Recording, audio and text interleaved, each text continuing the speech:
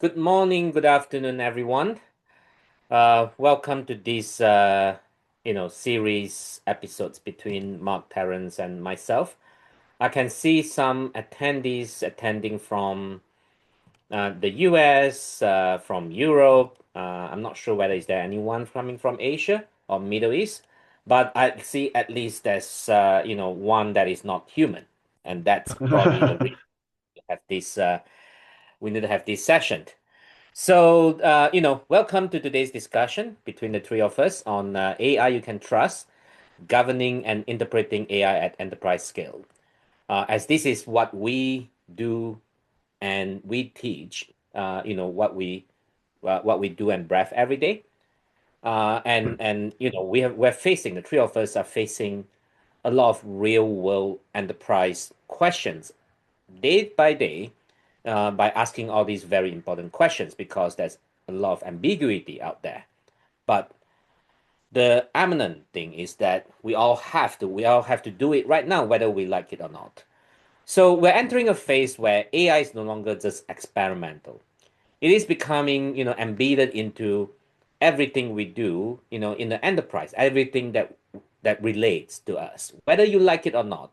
AI is now in banking operations, in all the manufacturing workflows, customer interactions, risk management, or even strategic decision making. You might have read, some politicians, risk managers are using AI to generate all these decisions.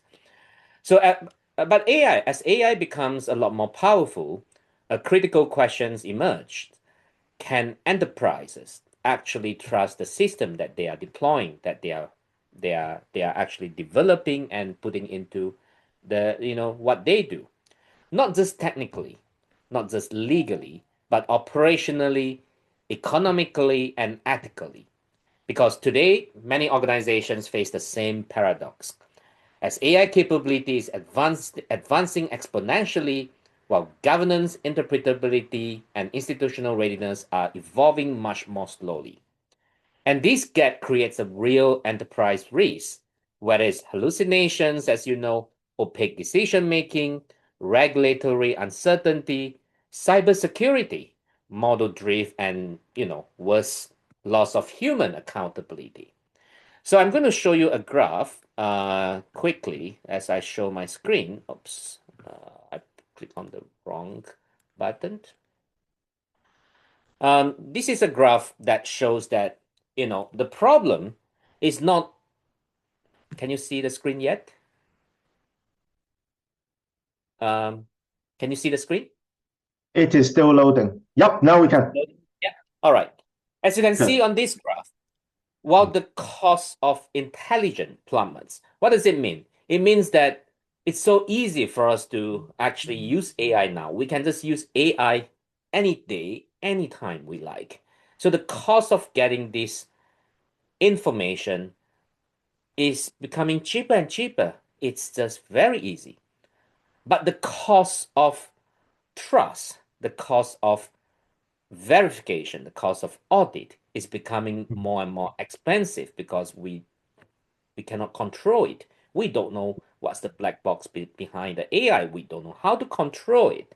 So the key question is then how can we actually put all this chaos, you know, of explainability, accountability into a production ready responsibly at scale without slowing down the transformation because that's what we need. Mm. So to explore this, I'd like to welcome my two exceptional partners in crime, which they are great thinkers, a lot greater thinkers than me. First, Dr. Mark Esposito. He's an economist, an author, an expert on systems transformation, who will help us to understand how AI is reshaping institution. Oh, sorry, let me just get Yeah. back. Oops, oops, oops. And economic structures and governance itself. And also Dr. Terence, who is a finance expert, a professor, and an advisor, who's a dear friend, and he will bring the perspective of enterprise risk, financial governance, and strategic decision making in the era of AI. And from my side, I'll contribute the practical perspective of implementing AI system across enterprise and especially in financial services where trust and system security or data privacy is the core of what they do every day. Where the real challenge, is not really building the model. As you can see, the cost of models are becoming commoditized day by day. You have new models coming out every few weeks. But the question is how to actually build the trust around the model. So let's begin. Let me stop my screen sharing and let's begin. Right, I'm going to start with Mark. I'm going to start from the macroeconomic perspective. So, Mark, from a macroeconomic and institutional perspective, why has trust become the defining issue in the AI era? Danny, first of all, thank you for facilitating this. It's actually joy, right, to be with you guys, and especially when we are now 10 and plus years into the Nexus venture. And our conversation around AI largely changed from when we started and we were trying to get people to appreciate AI to the point that now it's, as you said before, everybody can use it, but can they trust it, right? And I think it's a different story. Look, on a more macro perspective, I think if we like looking at countries, the asymmetrical distribution across countries becoming even more pronounced. I think this is a lot to do on how quickly country have anticipated the narrative on regulatory frameworks as we were looking at speed of implementation as well. There are countries, you can see this in terms of the number of governance initiative around the world proliferated like mushrooms. So governments are waking up. There's too much at stake, and government equally want to have a slice to it. It's just that I think there's a different level of orientation. There's a governance that is determined by legal systems because most of the governance experts are lawyers. And that is problematic because lawyers do not have blueprints to understand a technology which is by definition experimental. And it's not empirical because it's constantly generating hypotheses that tend to be tested by models. There is probability models. There is delegation of agency. All of this is so complicated. Look, we cannot even have country running driverless cars, although we have the technology. Imagine having, agentic models, which are challenging judgments in many ways. So I think this is a part of the story. We see government who are kind of entangled into the legal jargon, and they don't make a lot of progress because the legal framework cannot necessarily understand the world we're living in. And then there are governments that are instead much more about this experimental sandboxing culture in which they stipulate policies, they quickly calibrate the policy to what happens, and the idea is not to be precise with the policy, but to be present in the definition of value. And you will see there are countries that are really defining themselves differently. If you're looking at this on a slightly different level, it's the same country who are investing into data centers, sovereignty of data, conversation about stipulating a specific policy with technology companies, and building ecosystems of entrepreneurs around themselves.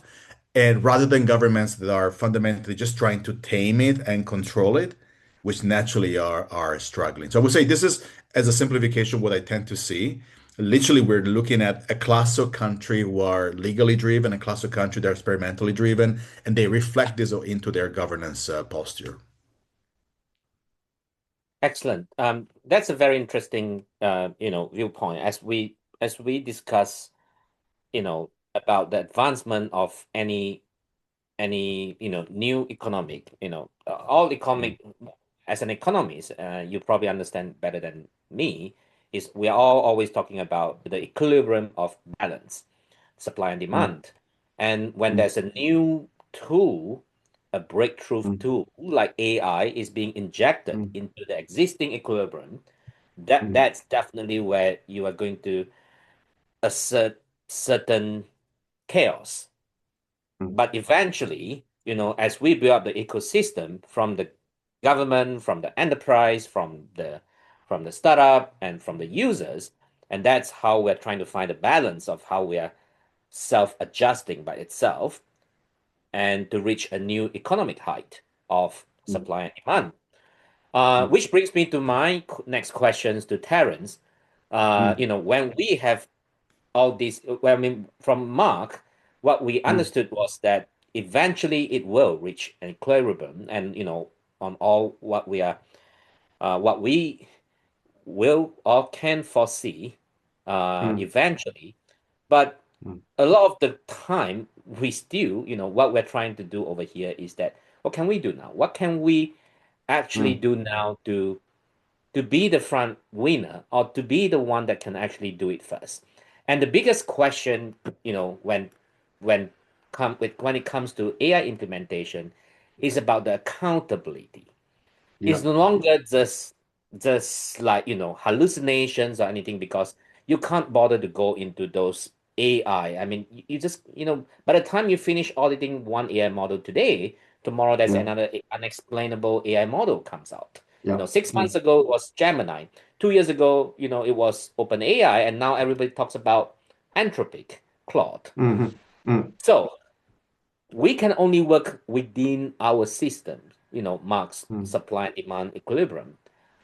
So in terms of accountability, when an AI system makes a flawed recommendation or decision or advice, where's the accountability ultimately sit? Is it the model?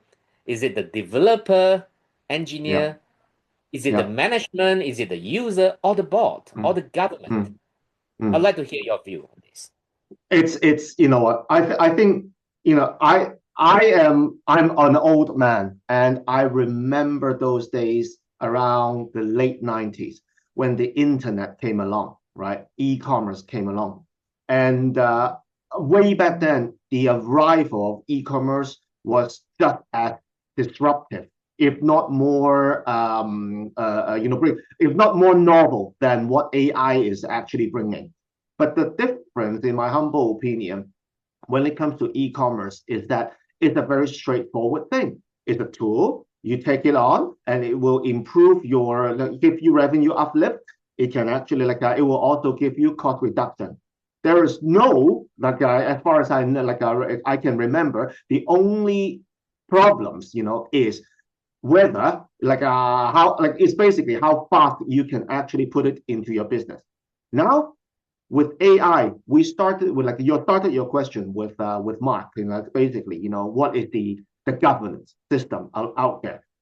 The fact is this, I think every single government is scratching their heads as to what kind of governance would really do, right? The other day, we were talking about, even if you are building a governance system within the business, according to the EU AI Act, you are already too late to the game, because the EU AI Act 2.0 is about to come online.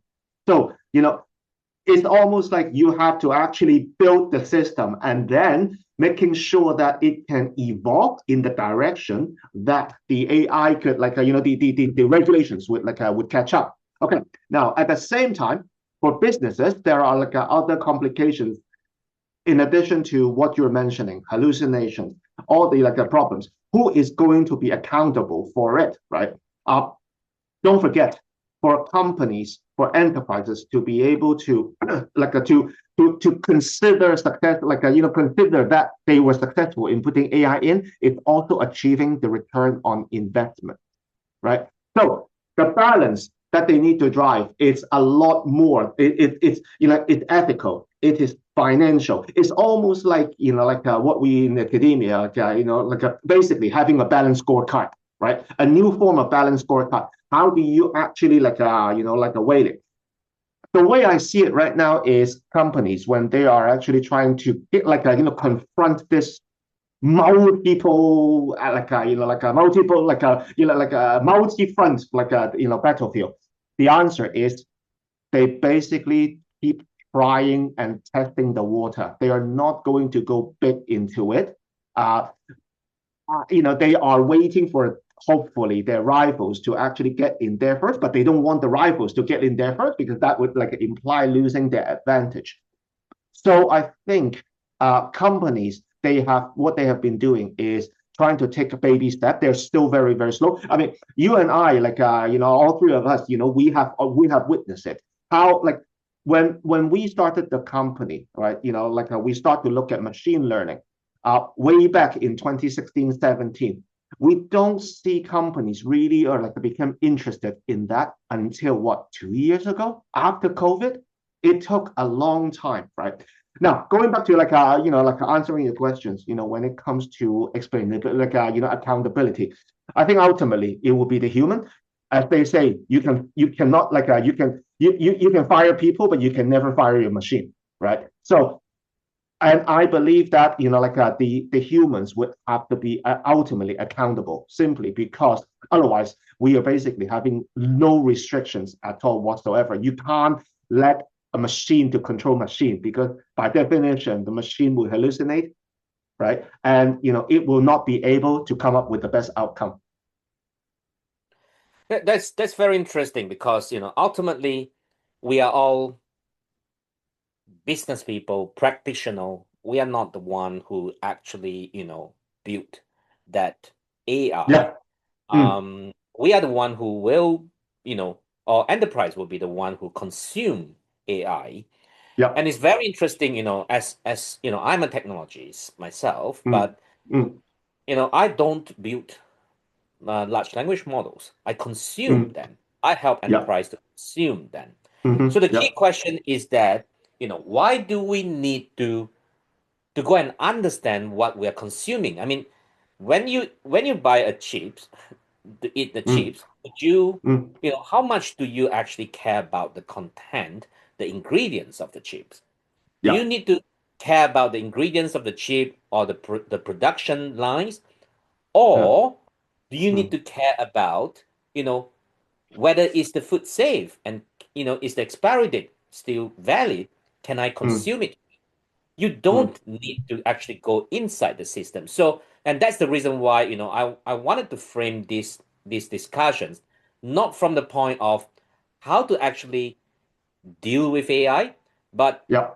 I started the question with Mark to see, try to actually put this into a bigger landscape, into Mm. a larger landscape.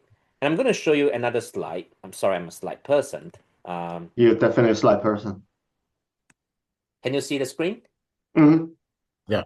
Yeah, so I'm trying to bring back the Mm. timeline to, Mm. 30 years ago, 25 years Mm. ago, during the Mm. dot-com Mhm.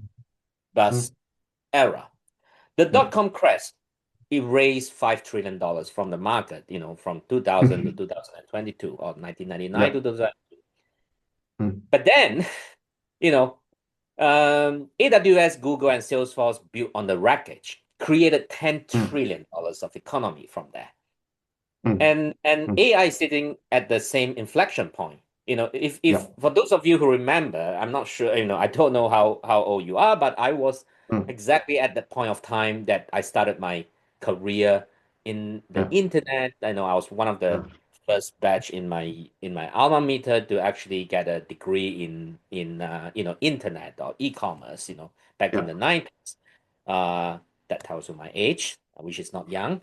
Uh, But if you look at this, uh, for those who remember, during the early days of the internet development era in the 1990s, from 1994 to 1998, hasta la vista, that time, the browser, Yahoo, mm. the growth was exactly, or the heat was exactly as of now. Everyone Mm. poured money into infrastructure, Mm. fiber optics, Mhm. internet cable, you name it, Mm. Cisco, all those Service. IBM, those companies, they Yeah. poured billions of dollars into fiber Mm. telco companies. Yeah. It was the time when, it was the hottest. And it went dark, it bust. In a Mm. matter of months, Mm. many companies went bankrupt that time. And so it left with a lot of huge, or I should say cheap infrastructure Mm. for people to Mm. use that time. And that's how AWS built on it, because AWS has a lot of cloud Extra. spaces Mm. available. So Mm. they thought, why don't we actually commoditize these, make it cheaper for at mm, that time everyone was like, you have to pay a lot of money to actually mm, build your own server, build your on-prem server. Why don't I, since I have a lot of, spaces, cloud, why don't I actually mm, commoditize it? That's exactly what Amazon did and created AWS in 2006. mm, Um, and it's if you come to think about it, it's actually very similar to today. And we talk about possible AI crash every day. mm, mm, I know trillions of dollars are being poured into infrastructure. mm, Nvidia, AWS, all these data centers, as Mark mentioned, and at the same time, the foundational models like LLM are competing, are commoditizing quickly. Like mm. Yeah. a year ago, we had OpenAI was like the king of the world, and then suddenly Mm, Google mm, took over it. Google was like mm, almost, people lost confidence in them 2 years ago, mm, and then suddenly mm, when they came up 6 months ago, and now everyone is about Anthropic. People mm, forgot about OpenAI. mm, I'm talking about big picture. So the as a consumer or as the enterprise who consume these, our key question is, our key point is not really to go into talk about who is going to be the winner because we can't. We are not in that game. It's mm, actually to pull back ourselves, look into the whole economic where and what is Mhm. going to happen few years from mm, now, 5 years from mm, now, and mm, then structure ourselves around it to use it responsibly, use it explainably, use it mm, auditability.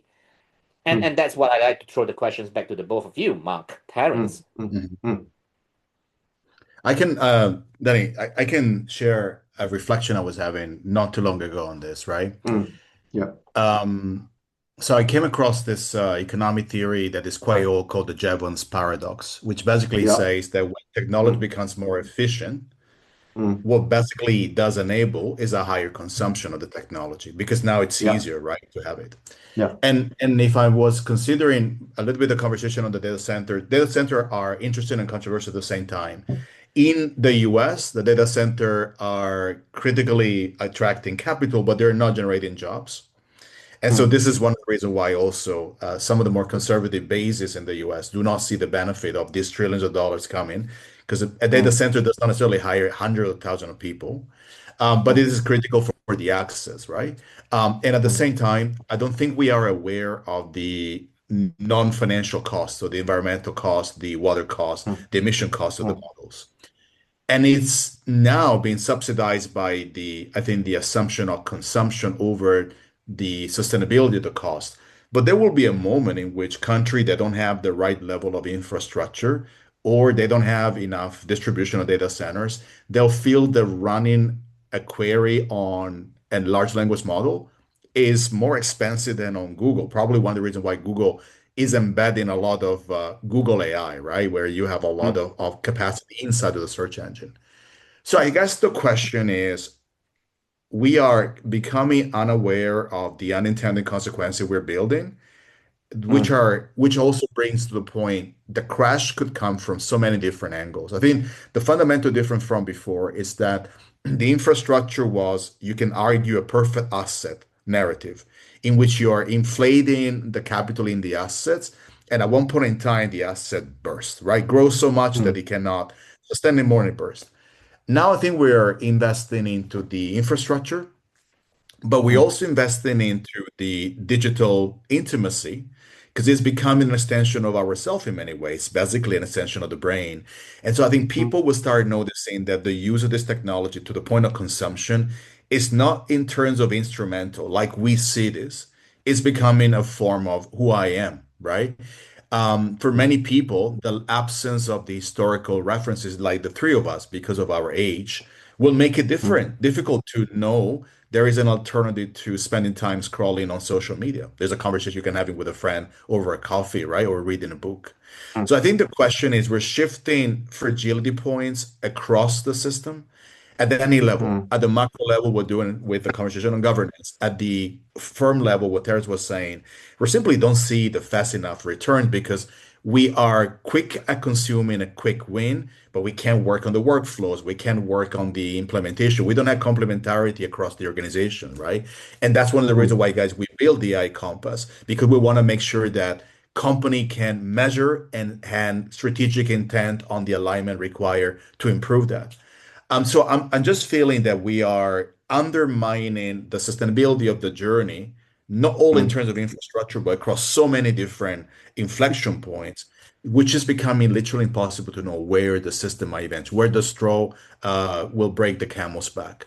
I don't know whether a crash will happen, mm. but let's say there are very good elements that suggest that eventually the system will simply burst somewhere. And I don't know exactly. I would not be able to speculate on that. But I would say that's what comes to my mind when we think about consumption and the whole narrative about, yeah, more model, cheaper. We consume a lot, but we also increase in the demand. We also increase in the capacity. We are exceeding the sustainability parameters that are required. And we're quite oblivious on the fact that running this technology requires a lot of resources. And Mm. I think we have been visibly subsidizing this by the justification on the use rather than can I sustain this model moving forward. So that's just what comes to my mind, Danny, when I saw your slide and kind of the question brought up. You know what, Mark? I'm going to jump onto like what Mark is saying. Mark was actually like he started by saying that what there is definitely a asymmetry between the different countries. The way I see it is a lot more financial, and that is this. So probably honestly it feels like a conversation like that in a retirement home right now because everyone is like all of us are so old and we're talking about the dot-com boom. But if we were to go back in time and try to advise ourselves 30, 40 years, 30 years ago and tell ourselves what like a shares you would recommend your 30 years youngest self to buy, the best thing you could actually tell him or her is Amazon.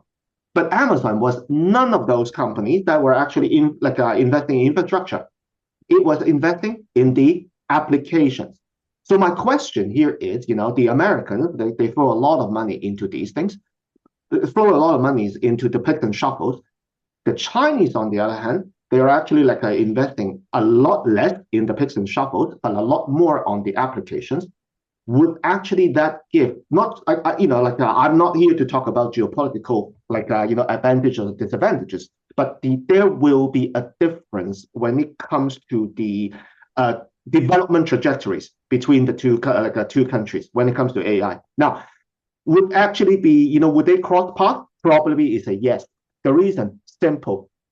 One of the matters that I don't see being actually discussed a lot is tokens, the cost of tokens, which is becoming a bigger and bigger problem for every single enterprise, right? Now, as it turned out, Quen, for instance, is about what? It's about 20% the cost of a US LLM system, right? Now, if you're an American company, it's almost a no-brainer to actually use a Chinese LLM, right? And here's the question: let's say the American government wanted to actually stop American companies from using Chinese models. How are they going to do that? How do you block it, right? You cannot put put a total and complete blackout on the technology. So what I'm trying to actually point out here is a different view, probably across a view to what to complement what you say, Mark and Danny, right? Is the fact that there is definitely a social individual reality, but there is definitely also a business reality. And if you were to ask me, right, ultimately it will always be money that really actually wins the game, right? Whether it is for good or for bad. And companies would definitely follow the money because that's basically how the whole system is built up. Exactly. I think eventually, what Mark and Terence just said, it actually just fits into the topic of this webinar, which is that it's very difficult for us to actually, make a decision, to say that, right, this is the set formula for to actually, create an AI that you can trust because there are just mm, so many variables, whether to use Chinese, American model, whether, talk about macroeconomic, safety and everything.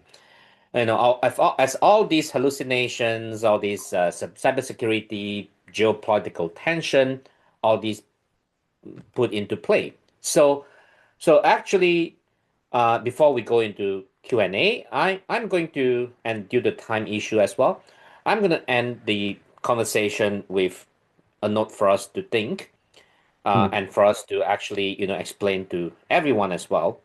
The three of us have came across all these questions a lot, and that's the reason why, the way how we answer this question is it could span many different ways because these mm, are all very big questions. But we also have came up with a theory of our own, a process of our own, or formulas mm, of our own to actually mm, try to frame this into a structured way for mm, people to understand, and which is, as Mark mentioned just now, for you to be able to actually put these puzzles together, that the puzzle set that fits you, you need to mm. first understand yourself. You need to first Yeah. understand your organization.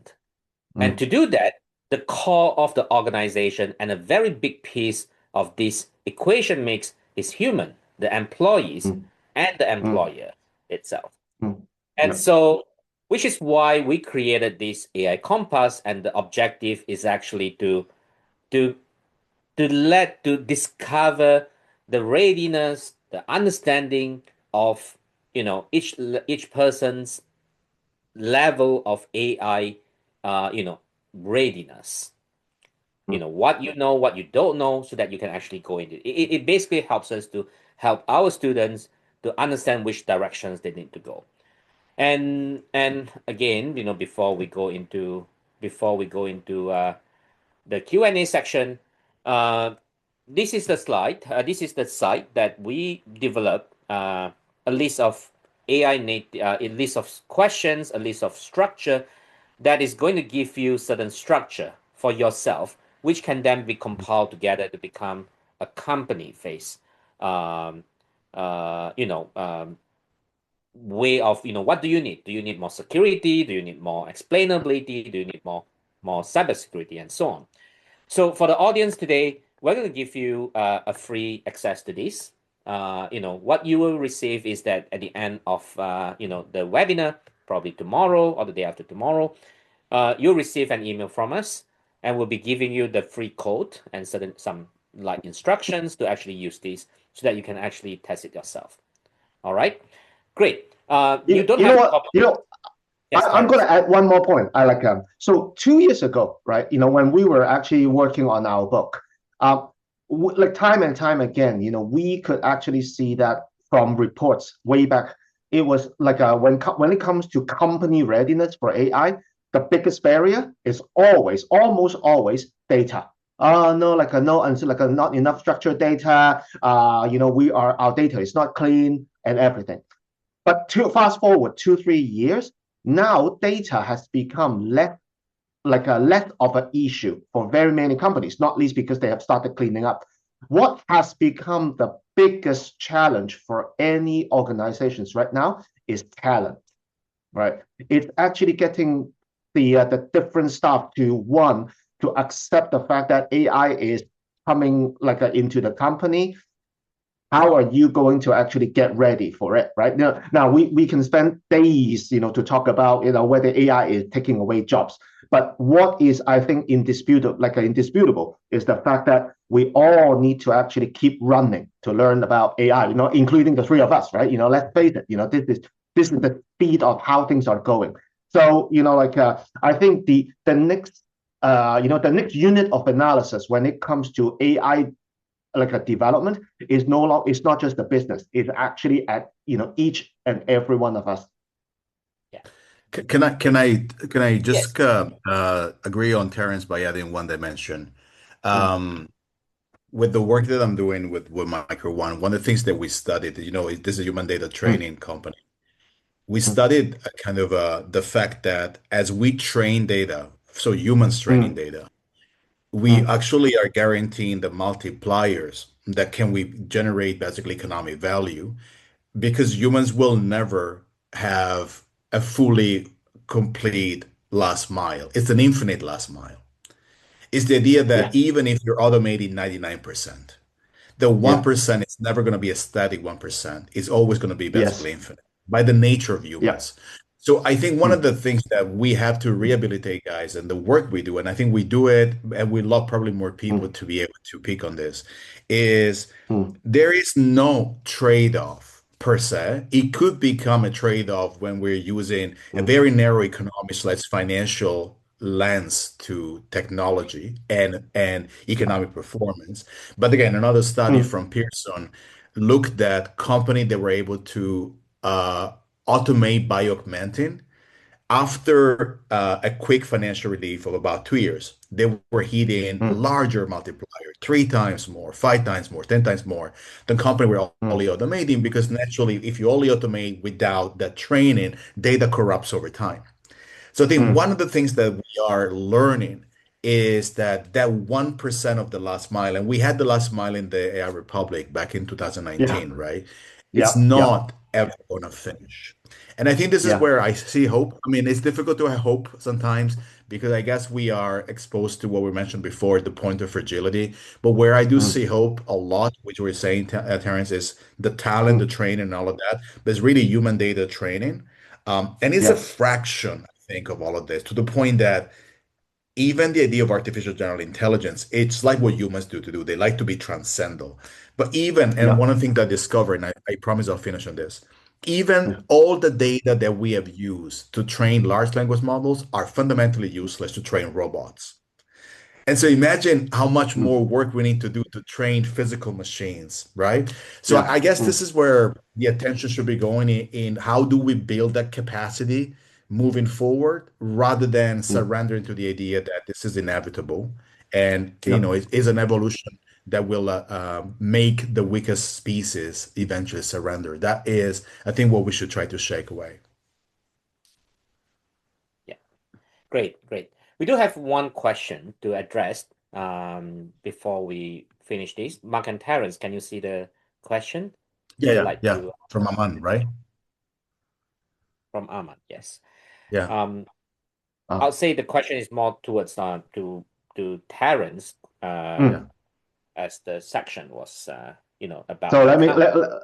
let me see. Let me see. I need to actually read the question. So, how should companies tackle the growing risk of human complacency when AI outputs are becoming increasingly persuasive? Ah, that's a good one. And Yeah. balance it with the growing need of human accountability at the same time.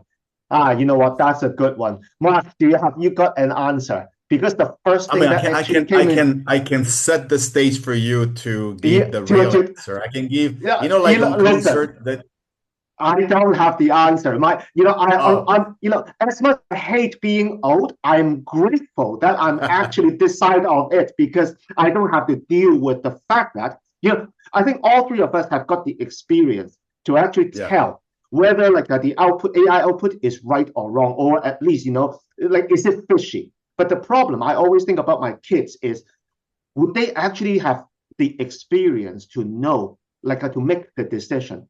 So I think it is a hard question. But do set the stage, do set the track for me, Mark. Do Okay, set it. I'll start, I'll start like the minor band before the big artist comes on stage, right? Absolutely, Uh, absolutely. yeah, so allow Featuring, me, sir, featuring allow me. Mark. Yes. Aman, look, great point. Yeah. One of the things that I guess I have started to learn is mostly when you're teaching and you're having people coming from the industry asking Mm, questions, is that we sometimes think about the tasks that are delegated to the technology with a standard value, but they're not. Some tasks are critical, some mm, tasks are not critical. I mm, love some of my most tedious emails to be agentic. Why would I want to write best regards in an email that's only asking whether I will confirm my attendance to a meeting, right? It can be done by the agent. So there's definitely a space in which I can define what is critical and what is not critical.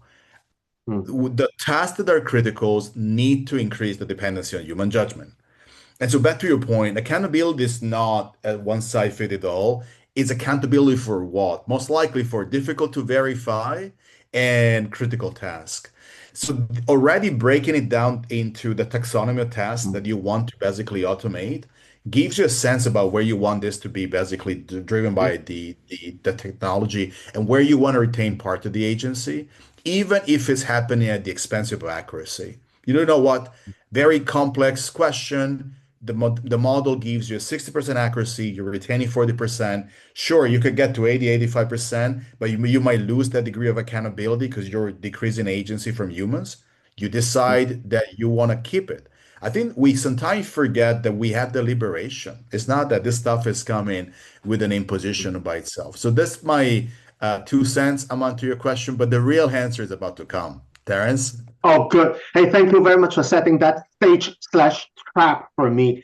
The way I see it is this. I think like I can't remember where I actually whether it's actually from a podcast I recently heard, I listened to, or is from a reading.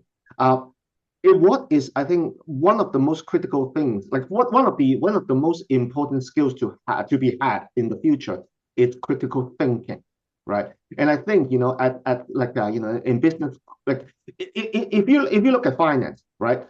No matter how much knowledge you understand the financial theory, no matter how how much you know from cover to cover the entire corporate finance textbook, what is the true value of being in finance is your ability to interpret and ability to actually come up with new thinking, right? So I think answering I'm answering like a question, right, is that I don't think there is a there is a shortcut to do it. I would say each and every one of us needs to actually develop critical thinking. However, I must admit that the problem is that companies will not actually be will not will be very it will be very unlikely for any companies to provide trainings to critical to their staff on critical thinking. Uh, Not least because it is very very difficult to measure, right? So there, I think in order to accommodate the increasing use of AI in our lives, the way we the way we think, the way our mindset, the way we actually look at how we deal with the business reality will also have to change. The expectations will also have to be updated, right? So I don't have a I don't have a direct answer to that, but thank you, Aman. Thank you for that question. Yeah. But perhaps the real conclusion in this, is Mm, that the way how I interpret the two of you is that the future won't belong to the organizations that automate the most. It will belong yeah. to the ones that build the human capacity to adapt, to Yes. govern, and create with Yes. AI at the same time over time. And if Yeah. there's one message to leave with today, is that trusted Mm, AI is not about removing humans from the system. It's mm, about designing the systems where human judgment becomes even more valuable as yeah. AI assists us. And then, Mm, it assists us to remove all our repetitive tasks. And it will free up space, those who can, those who are mm, trained to actually to even become more creative to create new things. mm. So, well, I know, it's when you put the three of us in the same room, you can go for hours and hours nonstop. Yeah. We are Yeah. at talk, but Yeah. due to the time issue, I'd like to end this webinar. Thank you everyone for joining us today.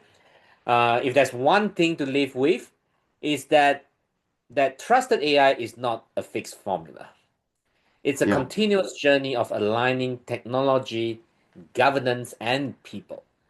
The Mm, organizations that do this well won't just adopt AI faster, they'll mm, build the confidence and capability to create mm, lasting value with it. mm. And that's why I encourage you to take that, the AI Compass. compass that we will send it out to you, and Mm, we'll give you the code to do it for free. mm, And you will, have a chance to actually evaluate, mm, yourself and maybe your organizations as well to see where you stand, what you're missing, And the ultimate objective is to actually create an AI system that is compatible with human, that you can trust, and an enterprise that can trust. Thank you everyone every day for this, in this morning and afternoon, and we hope to see you in the next webinar. Thank you very much for hosting it. Thank you, Danny. Thank you, Mark. Thanks very much for attending. Thank you. All the very best. Thank you. Bye bye. Yep. Thank you. Bye bye. Take care. All the best.